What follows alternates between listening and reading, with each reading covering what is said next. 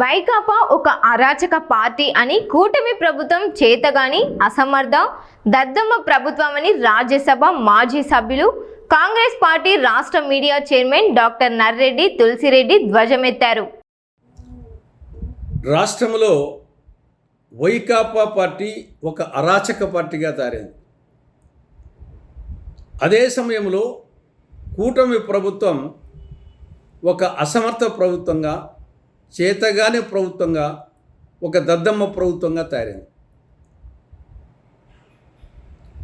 తమ పార్టీలకు చెందిన నాయకులు కానీ, కార్యకర్తలు కానీ జైళ్ళల్లో ఉన్నప్పుడు కానీ, ఇబ్బందుల్లో ఉన్నప్పుడు కానీ, కష్టాల్లో ఉన్నప్పుడు కానీ వాళ్ళను పరామర్శించడం, ఓదార్చడం, అవసరమైతే ఆర్థిక సహాయం చేయడం, ఇది ఏ నాయకుడైనా చేయాల్సిన పని. ఇది నాయకత్వ లక్షణం. కాబట్టి ఆ కోణంలో ఆలోచించినప్పుడు జగన్మోహన్ రెడ్డి నిన్నటి రోజు తమ పార్టీకి చెందిన మాజీ మంత్రి సీదిరి అప్పలరాజు గారిని శ్రీకాకుళం జైల్లో పరామర్శించడానికి పోవడం అనేది అది కరెక్ట్, అది సమంజసం. దాన్ని తప్పులు పట్టాల్సిన అవసరమే లేదు. కానీ ఈడ జరిగింది ఏమిటి? పరామర్శ పేరుతో జన సమీకరణ, బల ప్రదర్శన, దండయాత్ర. దేనికి జన సమీకరణ, దేనికి బల ప్రదర్శన, దేనికి దండయాత్ర? జైల్లో ఉండే మీ యొక్క నాయకుని కలిసేదానికి ఈ అవసరమా? 2024 ఎన్నికలకు ముందు జగన్మోహన్ రెడ్డి ఇలాంటి బల ప్రదర్శనలు అనేకం చేశాడు. ఏమైంది? సార్వత్రిక ఎన్నికల్లో 151 సీట్ల నుండి 11 సీట్లకు పడిపోయినాయి. అప్పటికైనా జ్ఞానోదయం కలగాలి కదా.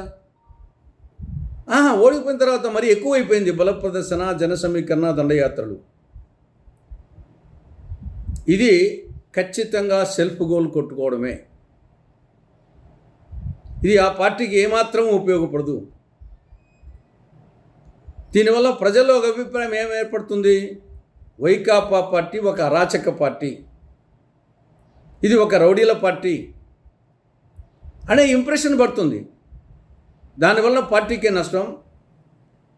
పోనీ ఇంత చేసిన సీదిరి అప్పలరాజు గారితో ములాఖత్ అయ్యారంటే అది లేదు. ఈయన బోయితలికల్లా టైం అయిపోయిందంట. ఒక నాయకునికి ఆ మేరకు సమయపాలన గురించి తెలియదు. బట్ ఏది ఏమైనా వైకాపా పార్టీ పదే సెల్ఫ్ గోల్స్ కొట్టుకుంటా ఉంది. ఇక రెండవది ప్రభుత్వం సైడ్. జగన్మోహన్ రెడ్డి సీదిరి అప్పలరాజును పరామర్శించడమే తప్పు, ఇది ఒక మహాపాతకం, కరడుగట్టిన నేరస్తుని పరామర్శిస్తున్నట్టుంది అని అటు చంద్రబాబు నాయుడు గారు కానీ, ఇటు టీడీపీ నాయకులు కానీ పదే వ్యాఖ్యానించడం ఇది ఏమాత్రం సమంజసం కాదు. గతంలో మీ పార్టీ నాయకులు జైలులో ఉన్నప్పుడు మీరు పోయి పరామర్శించలేదు కాబట్టి అది ఏమాత్రం సమంజసం కాదు, పరామర్శించకూడదు అనేది సమంజసం కాదు. ఇక రెండో విషయం బీదరప్పులు. మేము 8 వాహనాలకి అనుమతి ఇచ్చాము, కానీ జగన్మోహన్ రెడ్డి అనేక వాహనాల్లో పోయాడు. ఒక 48 గంటల్లో ప్రధానమంత్రి భోగాపురం ఎయిర్పోర్టు ప్రారంభోత్సవానికి ఆ ప్రాంతంలో రావాల్సింది ఉంది. అటువంటి పరిస్థితుల్లో ఇవి చేయొచ్చునా? ఈ విధంగా బలపరిశీలన చేయొచ్చునా? మహిళా ఎస్ఐ మీద వైకాపా నాయకులు దాడులు చేయొచ్చునా అని బేదర్పులు అరుస్తూ ఉంది. సానుభూతి కోసం. ప్రభుత్వం మీ చేతిలో ఉంది. 8 వాహనాలు మీరు అనుమతించారు. ఎక్కువ వాహనాలు పోతూ ఉంటే ఏం చేస్తూ ఉన్నది మీ ప్రభుత్వం? అసలు ప్రధానమంత్రి పర్యటన తర్వాత మీరు పర్మిషన్ ఇచ్చిండొచ్చు కదా. ఒకవేళ ఇచ్చారు, 8 వాహనాలకు ఇవ్వండి. మిగతా వాహనాలు పోతుంటే ఏం చేస్తున్నట్టు పోలీస్ యంత్రాంగం? ఆ మటుకు శక్తి లేదా? మహిళా ఎస్ఐ మీద దాడులు చేశారన్న సిగ్గుండాలు వచ్చేసి ప్రభుత్వము సానుభూతి కోసము ఇటువంటి బేదరపుల మాట్లాడడం.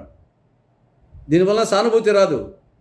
ప్రభుత్వము చేతగాని ప్రభుత్వం, దద్దమ్మ ప్రభుత్వం, అసమర్థ ప్రభుత్వం అనే అభిప్రాయం ప్రజల్లో ఏర్పడుతుంది. అంటే మీరు ఏ పర్మిషన్ ఎంత ఇస్తే అంతవరకు వదలండి, మిగతా వాళ్ళని కంట్రోల్ చేయండి, అయిపోయా. శాంతి భద్రతను కాపాడాల్సిన బాధ్యత మీది. ఇది ఆల్రెడీ అనుకుని ప్రోగ్రామ్ను ఒక వ్యక్తి, ఒక నాయకునికి మీరు కంట్రోల్ చేయలేకపోతే, మీరు అనుకోని ప్రోగ్రామ్స్ వస్తే రాష్ట్ర వ్యాప్తంగా ఏమైనా జరిగితే ఎట్లా కంట్రోల్ చేస్తారు మీరు? కాబట్టి ఈ కోణంలో ప్రభుత్వం ఆలోచించాల్సిన అవసరం ఉంది. ఏది ఏమైనా నేను ముందే చెప్పినట్లు వైకాపా ఒక అరాచక పార్టీ, కూటమి ప్రభుత్వం ఒక చేతగాని ప్రభుత్వం, రెండే దొందే రాష్ట్రానికి రాహుకేతువులుగా దాపురించాయి.